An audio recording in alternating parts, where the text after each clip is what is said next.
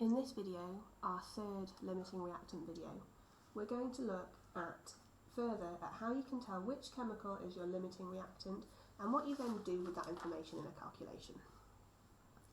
So let's consider the reaction between ammonium chloride and calcium oxide reacting to form calcium chloride, water and ammonia. Now we must start with a balanced equation. This one isn't yet balanced. 2 chlorines, 2 chlorines, 2 ammonias, 2 ammonias. So now I've got a balanced equation. They must always be balanced. In this question, we've got 2 kilograms of ammonium chloride and I've got 0.5 kilograms of calcium oxide. These are masses. We know that for this to have meaning, we need to turn it into moles. And we do that by doing mass divided by relative mass. So in this case, 2000 divided by 53.5, which is equal to 37.4, just 3 significant figures. And we've got 500 divided by 56, which is equal to 8.93, again, just 3 significant figures. So now we've got these answers in moles. So I've got 37.4 moles of ammonium chloride, I've got 8.3 moles of calcium oxide. Ammonium chloride and calcium oxide react in a 2-to-1 ratio. Let's picture scenario A, where this is our starting point, 37.4 moles of ammonium chloride. If I have 37.4 moles of ammonium chloride, then I would need 18.7 moles of calcium oxide. Or scenario B, where this is my starting point, 8.93 moles of calcium oxide would need 17.86 moles of ammonium chloride. Now hopefully you can see in scenario A we would run out of calcium oxide. I've only got 8.93 moles, I need 18.7. Calcium oxide is my limiting reagent. Scenario B, this is the scenario that would happen. All of my calcium oxide would react. It would react with 17.86 moles of the ammonium chloride, and I would have some ammonium chloride left over. This then is the chemical that's present in excess. Let's have a look at the next question.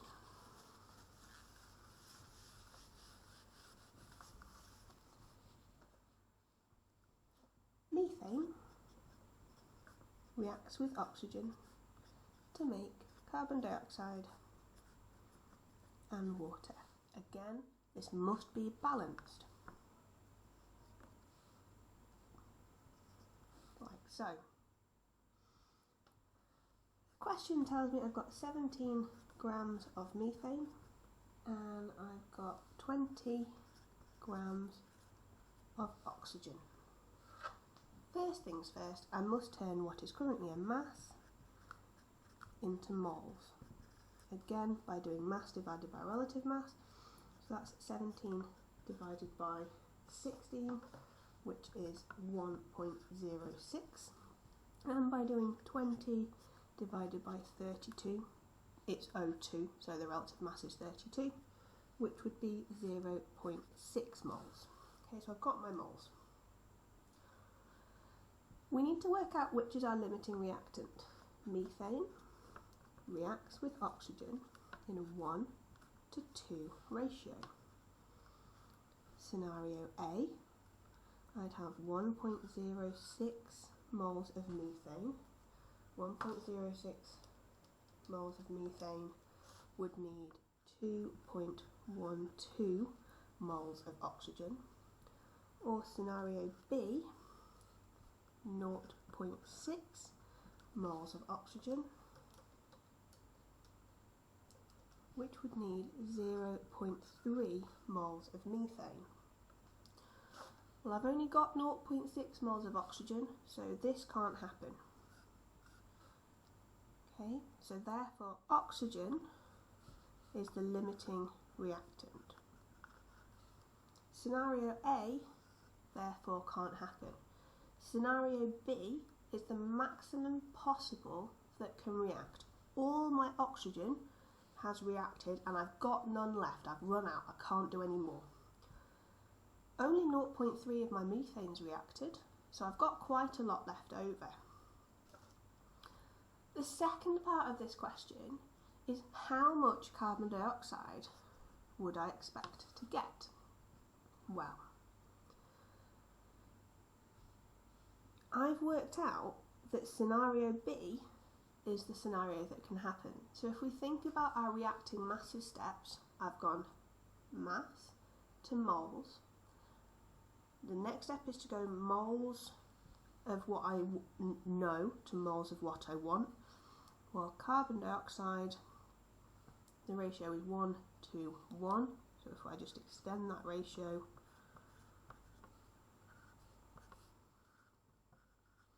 I'd have 0.3 moles of carbon dioxide produced. Once I've got my moles, I then need to find the mass of carbon dioxide using the same 4 steps we did with reacting masses, which is moles times relative mass, which equals 0.3 times 44, which equals 13.2 grams.